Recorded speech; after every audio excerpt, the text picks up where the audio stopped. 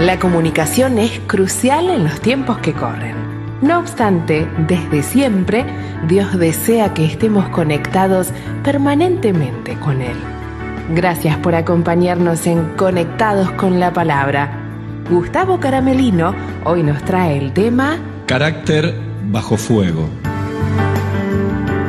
Los éxitos, la popularidad, el reconocimiento suelen poner a prueba nuestro carácter. Vamos a ver a través de la vida de David cómo su carácter es puesto bajo fuego y cómo encuentra valores que lo mantienen firme frente a Dios.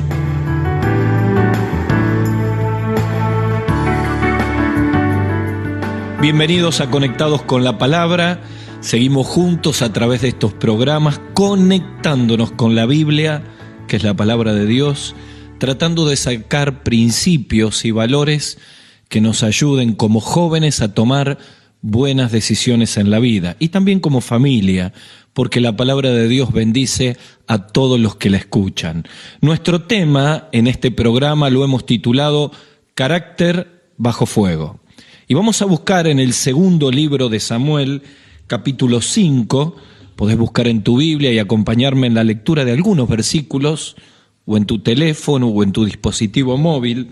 Allí vamos a ver cuando David llega al reino y cómo notablemente, como tantas personas que cuando llegan al éxito son probados en su carácter. Por eso hemos titulado Carácter bajo fuego. Saben, los éxitos, la popularidad, el reconocimiento ponen a prueba el carácter de un cristiano mucho más que los fracasos y las adversidades. Por eso es importantísimo cuidar nuestro carácter espiritual y de eso vamos a hablar en este programa. Dice la Biblia en 2 Samuel capítulo 5, el versículo 4, era David de 30 años cuando comenzó a reinar y reinó 40 años. El versículo 12 dice, y entendió David que Jehová le había confirmado por rey sobre Israel y que había engrandecido su reino por amor del pueblo Israel. Miren, aquí comienza la curva ascendente de David. No hemos leído todo el capítulo, pero aquí vemos a un David que ya es ungido como rey de todo Israel. Primero había sido ungido en Hebrón para Judá, para el sur, pero ahora todo el reino se unifica y David comienza a ser engrandecido por Dios, comienza a tener el reconocimiento y capítulo tras capítulo aún mayor reconocimiento de los reyes que le rodeaban, de las personas, de todo el pueblo. Dios aprueba su conducta, Dios comienza a bendecirlo y aquí comienza a ser probado algo que para muchas personas es intangible, que es el carácter espiritual de cada uno de nosotros. ¿A qué nos referimos cuando hablamos del carácter? No estamos hablando del temperamento. Todos tenemos un temperamento desde nuestro nacimiento.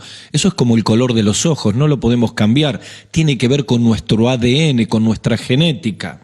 Algunos somos más extrovertidos, eso es el temperamento. Otros somos más tímidos, más flemáticos, más sanguíneos. Pero cuando hablamos de carácter espiritual, hablamos de la manifestación de ese temperamento, de esa forma de ser natural que traemos cuando nacemos, y ese temperamento controlado por el Espíritu Santo se manifiesta en un carácter espiritual. Por el contrario, cuando ese temperamento es controlado por el yo, cuando es controlado por el sistema que nos rodea, en lugar de tener un carácter espiritual, tenemos un carácter carnal. Y esto trae muchos problemas interpersonales y habitualmente nos saca del foco de la voluntad de Dios. Son las palabras del apóstol Pablo, cuando en el capítulo 2, versículo 20 de la carta a los Gálatas, él dice, ya no vivo yo, mas vive Cristo en mí. Él está mostrando un carácter controlado por el Espíritu Santo.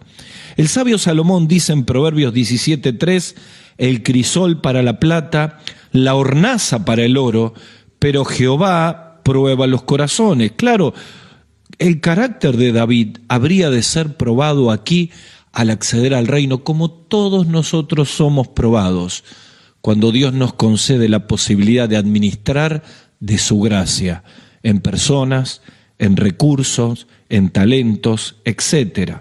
Saben que en el pasaje paralelo de 1 Crónicas 14, que hemos leído aquí en 2 Samuel, dice que la fama de David, 1 Crónicas 14:17, la fama de David fue divulgada por todas aquellas tierras, y Jehová puso el temor de David sobre todas las naciones.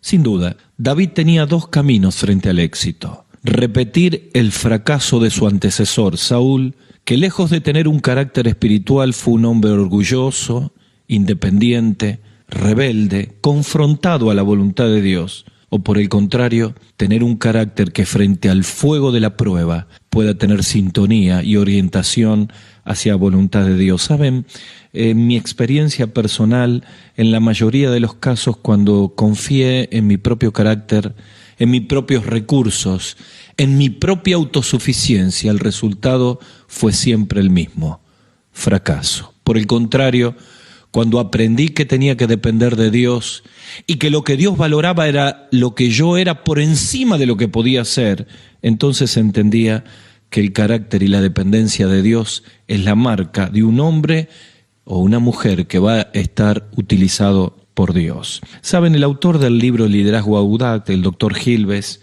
cuenta de la fórmula que tenía un legendario entrenador de básquet cuando tenía que reclutar personas. Él tenía la teoría de las 3 T: talento, más talento, más talento. Mientras el criterio de este entrenador Juden había sido adecuado para el básquet, este autor comenta que cuando hablamos del reino de Dios, él se dio cuenta que las 3 T tenían que ser reemplazadas por las 3 C. En lugar de buscar talento, cuando buscaba hombres para ser reclutados para su equipo espiritual, él pensaba en carácter, más carácter, más carácter. ¿Qué quería decir? Yo me aseguro, dice el autor, que quien va a trabajar con nosotros en la obra es alguien que camina con Jesús, que está comprometido con disciplinas espirituales, que busca vivir en el Espíritu Santo, que puede faltarle entrenamiento que se puede adquirir y aún conocimiento, pero el carácter espiritual es el resultado de alguien que vive cerca de Dios. Así que al observar la Biblia vemos que David tenía una tarea muy importante, como todas las personas que Dios escogió. Es notable ver en la Escritura que lo que el mundo pasaría por alto, los candidatos que el mundo pasaría por alto para las grandes tareas, Dios los tomaba. Por ejemplo, Dios escogió a una adolescente como María para ser la madre del Mesías. Un sencillo pastor como David, que estamos leyendo, para ser el rey más grande de Israel. Un iracundo e impulsivo pescador como Pedro para ser el apóstol de Cristo. En el primer libro de Samuel, precisamente cuando David fue ungido para ser futuro rey de Israel y reemplazar a Saúl, el profeta Samuel escuchó el veredicto de Dios, la norma de elección del cielo. Los hombres miran lo que está delante de sus ojos, pero Dios mira el corazón. 1 Samuel 16:7. Miren, la mayoría de quienes escogió Dios en la Biblia no poseían cualidades para que un hombre los pudiera llamar. Todos ellos se dejaron formar y ser utilizados por Dios, porque el potencial de estas personas, el potencial de David, yacía en su interior y el único que lo podía ver era Dios. ¿Cuáles son las 3 columnas que sostuvieron el carácter de David frente al fuego de toda la presión de estar en el éxito, de creerse más importante de Dios, de llegar a repetir el error que cometió Saúl? Bueno, había 3 columnas que sostuvieron el carácter y que sostienen nuestro carácter frente al fuego del enemigo. En primer lugar, la primera columna: vivencias espirituales. Sí, vivencias espirituales frente al fuego de la religiosidad. En segundo lugar, valores bíblicos frente al fuego de la relatividad. Y en tercer lugar, voz celestial frente al fuego de la resistencia. Miren, les nombro los 3 fuegos que someten al carácter: la religiosidad, la relatividad y la resistencia, pero con B corta, las 3 columnas que sostienen un carácter espiritual: vivencias espirituales, valores bíblicos y voz celestial. Vamos a la primera: vivencia espiritual frente al fuego de la religiosidad. En el versículo 12 dice literalmente de este capítulo 5 que hemos leído que David entendió que Jehová le había confirmado. Aquí lo que David estaba mostrando es que él sabía que no era él el que había accedido al reino, era Dios que había hecho esta obra. Y David comenzará, imagino, a pensar todo el gran recorrido de vivencias espirituales. Quizá la primera, cuando allí va a ver a sus hermanos en el frente de batalla contra los filisteos, 1 Samuel capítulo 17, y ve a Goliat, aquel gigante que atemorizaba a todo el pueblo. Él toma la decisión de enfrentarlo, aún siendo condenado por su propio hermano. Se encuentra con el rey Saúl, y Saúl le dice: tú eres un muchacho. Y David le dijo: el Dios que me ha librado de las garras del león, el que me libró del oso, me librará de la mano de este filisteo. David tenía vivencias que le traían un carácter espiritual que le llevaba a confiar en Dios. Mire, todo siervo que busca honrar a Dios debe saber que ningún recurso iguala la presencia del Señor. Si tenemos vivencia con la presencia del Señor, tenemos todo lo que necesitamos para servirle y honrarle. Por eso Jesucristo a sus discípulos en Mateo capítulo 28, versículo 20, prometió el mayor de todos los recursos, la misma presencia del Salvador. Jesús dijo: yo estoy con vosotros todos los días hasta el fin. Prometió la presencia del Espíritu Santo para ser testigos con poder. Hechos capítulo 1, versículo 8. El apóstol Pablo, en el final de su ministerio, 2 Timoteo capítulo 4, él habla de que el Señor estuvo a su lado para preservarlo, para fortalecerlo, para utilizarlo. Claro, la promesa de la presencia del Señor hace que cada uno de nosotros experimentemos vivencias espirituales. ¿Qué son las vivencias espirituales? Bueno, la que David estaba experimentando aquí, la que experimentó cuando venció al gigante, la que experimentó siendo muchacho, venciendo un león, un oso, vivencias personales confiando en Dios, las vivencias que pudo vivir cuando era perseguido por Saúl para matarle y milagrosamente una y otra vez le libraba, la vivencia que encontramos en 1 Samuel capítulo 30 cuando pensaba que había perdido su familia a causa de los amalecitas y todo el grupo que estaba con él hablaba de apedrearle, y de pronto se ve fortalecido en Dios, consulta a Dios, Dios le provee la salida y todo lo que le habían recuperado, dice el capítulo 30 de 1 Samuel, que todo lo recuperó David. Tenía un bagaje, un gran contenido de vivencias espirituales que hacían que su carácter esté alineado a confiar en Dios, y el fuego de la religiosidad nunca podía quitarle la frescura de la presencia de Dios. Saben, las vivencias espirituales son el antídoto frente al fuego de la religión. Cuando el Señor Jesucristo irrumpió en este mundo, confrontó a toda la casta religiosa. Un capítulo entero del Evangelio de Mateo está todos los ayes contra los fariseos y los religiosos. Y en una de las tantas palabras duras del Señor, Él mismo le dice que ellos recorren el mundo para ser un prosélito, es decir, alguien que se convierta a la religión judía y después los convierten en peor que ellos mismos. Les habló que eran sepulcros blanqueados, habían cerrado la puerta de la vida espiritual de Israel, llenándolo de preceptos. ¿Qué es esto sino la religión? La historia del pueblo de Israel fue marcada por apegarse a la religión y olvidarse de las vivencias espirituales. Una y otra vez el veredicto de Dios se escucha: este pueblo de labios me honra, pero su corazón está lejos de mí. Miren, queridos míos, jóvenes queridos, hermanos, la lucha más grande de nuestro carácter espiritual va a ser frente al fuego de la religión. Convencernos que si cumplimos algunas cosas es suficiente. Mientras vamos a la iglesia, es suficiente. Mientras ponemos el diezmo, es suficiente.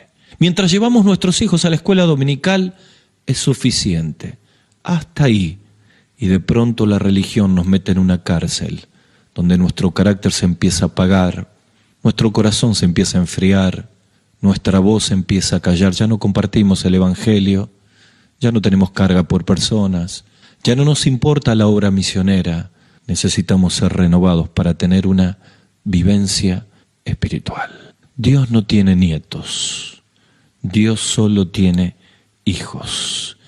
Y cada uno de nosotros como jóvenes no podemos vivir de las experiencias de nuestros padres. Yo necesito tener vivencias renovadoras con el Señor, vivencias renovadoras con promesas que siento que son para mí y me fortalecen en la prueba, vivencias que tienen que ver con respuestas de las oraciones, vivencias que tienen que ver con el poder de Dios. Necesitamos experimentar como aquellos 2 discípulos en el camino a Emaús, cuando sintiendo que frente a la muerte del Señor todo se había acabado, arde la presencia del Señor en sus vidas. Vuelven inmediatamente a recorrer los 12 kilómetros que separaban Jerusalén de Emaús y vuelve a los suyos, y hablaban de lo que significaba cómo ardía el corazón cuando estuvieron en la presencia del Señor. Tengo que preguntarte en este tiempo, ¿cuál fue tu última vivencia espiritual? Revisa en tu corazón. Tal vez te has vuelto tan religioso, ya la Biblia no tiene atractivo, ya casi no oras. La comunión con los hermanos te produce fastidio. Las luces del mundo brillan más fuerte que nunca. Necesitas tener vivencia espiritual, porque ya en tu carácter, en tu manera de hablar, el fuego de la religiosidad te está quebrantando. El primer secreto de David al llegar al trono fue vivencias espirituales con Dios. En segundo lugar, es la segunda columna para el carácter bajo fuego, son valores bíblicos. Y esto es frente al fuego de la relatividad. Dice el versículo 25 que después de consultar a Dios, Dios le indicó en este capítulo cómo enfrentar a los enemigos del pueblo de Dios en medio de la batalla, y David hizo como Jehová le había mandado. Literal, versículo 25 del capítulo 5 de 2 Samuel. Saben, para David las palabras de Jehová eran determinantes para actuar. Por el contrario, la ausencia de esas palabras significaría que no se movería. La meditación de la palabra de Dios sigue siendo clave para el éxito de los que buscan su presencia. Miren, los líderes ocupados como David toman decisiones constantemente. Depende qué tipo de comunión y conocimiento de Dios tengan para que esas decisiones sean acertadas. Nunca ninguna presión en medio de nuestra vida debe sacarnos de la perspectiva de obedecer a Dios. Claro, el carácter espiritual tiene que ver con valores bíblicos. ¿Y por qué hablo del fuego del relativismo? Porque vivimos en una sociedad donde todo se ha relativizado, donde los valores espirituales que están en la Escritura son puestos continuamente en tela de juicio. Parece que aquellas palabras que Satanás le dijo al primer hombre y la primera mujer, os ha dicho Dios, no es así. Están repiqueteando, están golpeando en el corazón y los oídos de la juventud cristiana. No es importante la pureza, eso es relativo. ¿Por qué no podemos tener relaciones prematrimoniales? Eso es relativo. ¿Por qué no podemos fumar? Eso es relativo. ¿Quién dice lo que está bien y lo que está mal? Los valores bíblicos son sometidos a la relatividad. El gran problema que nosotros enfrentamos es que tenemos demasiados grises y nos cuesta definir el blanco y el negro. David tenía como un valor irrenunciable que lo que Dios le decía indicaba cómo debía actuar y hacia dónde debía actuar. ¿Cuáles son los marcos de los valores que rigen nuestra conducta?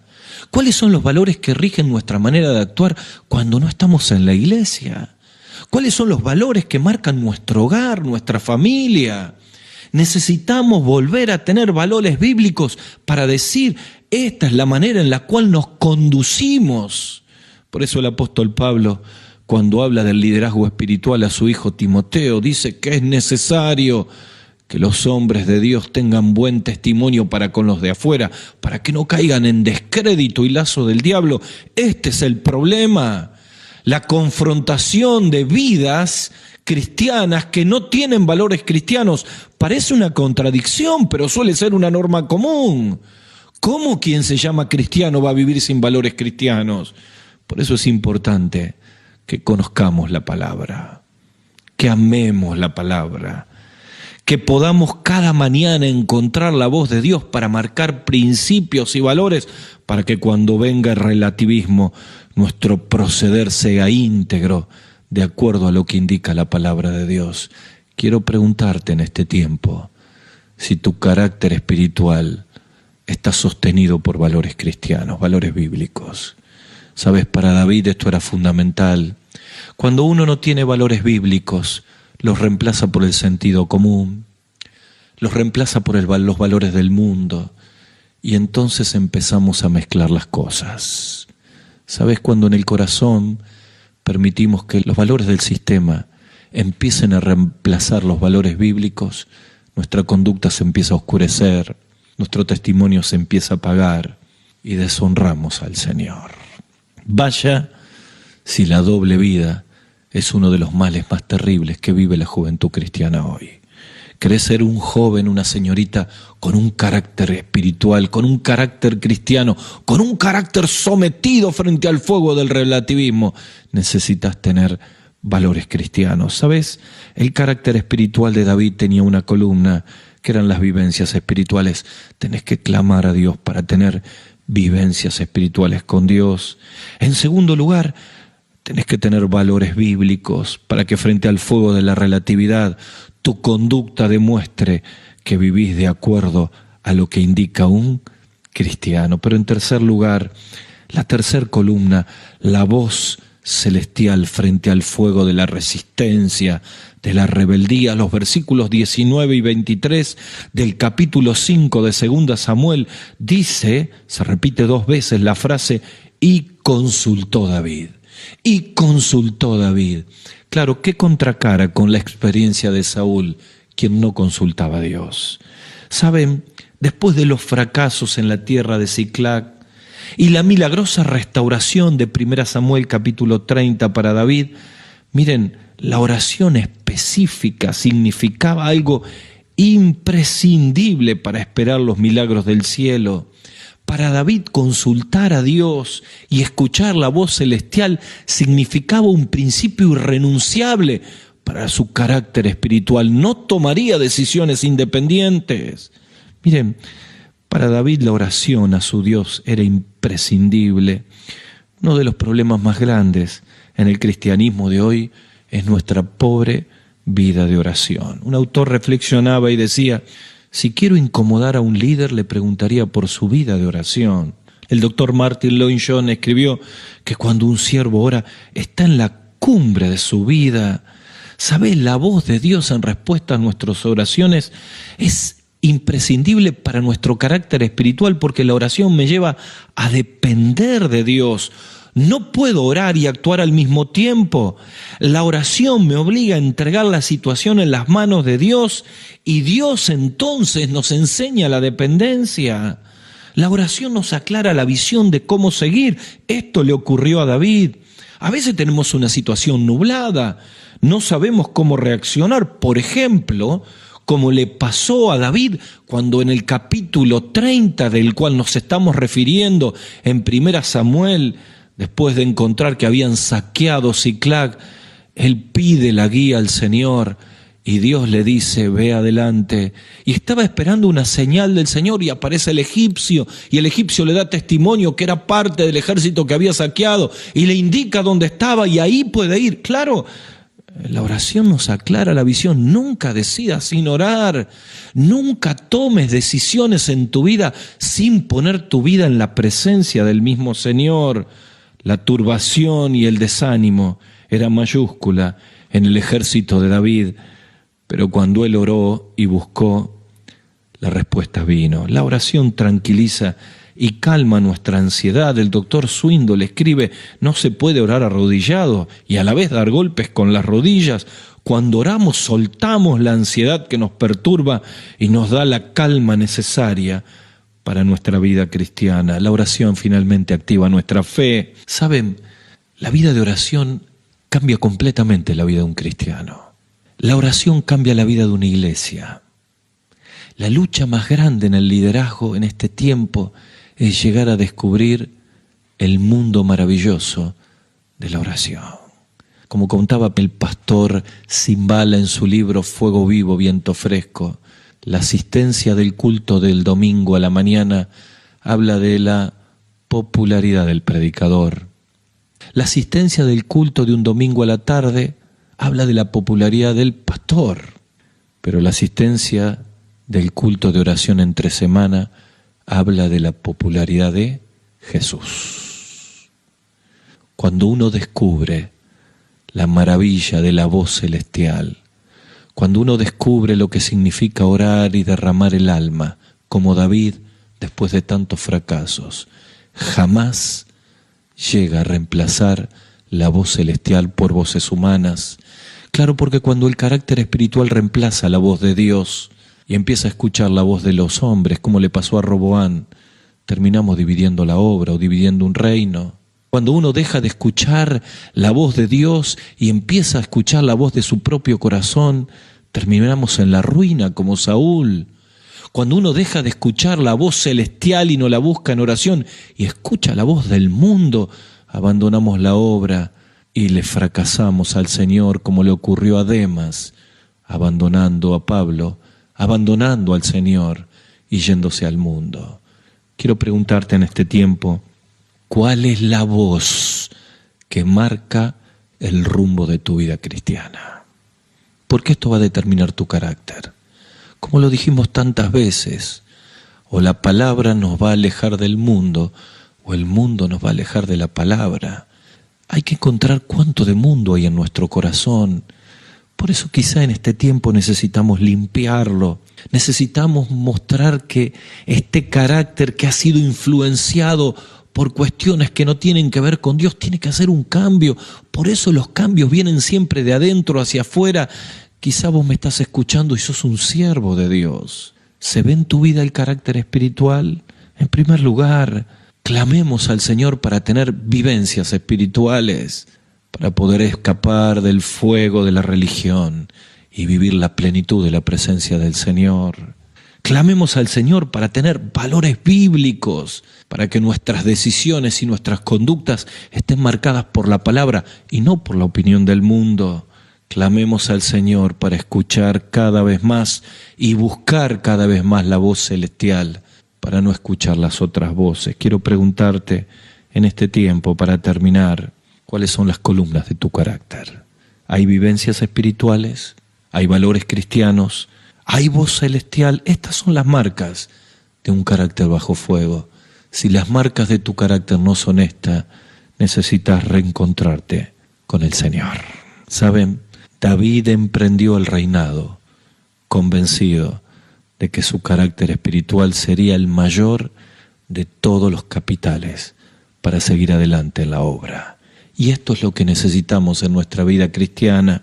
Por eso vamos a orar para culminar. Y si tú eres un cristiano y sientes que estas columnas no marcan tu carácter, pídele al Señor que tengas un Emaús, un encuentro especial con Él, donde tu corazón vuelva a arder y el Espíritu Santo marque con la presencia de Dios estas marcas de un carácter espiritual.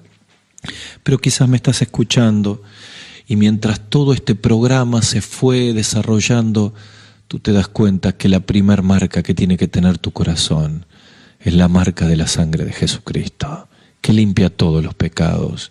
Quizá tú me estás escuchando y nunca le pediste perdón por tus pecados al Señor. Bueno, la Biblia dice que con el corazón se cree, pero con la boca se confiesa para salvación.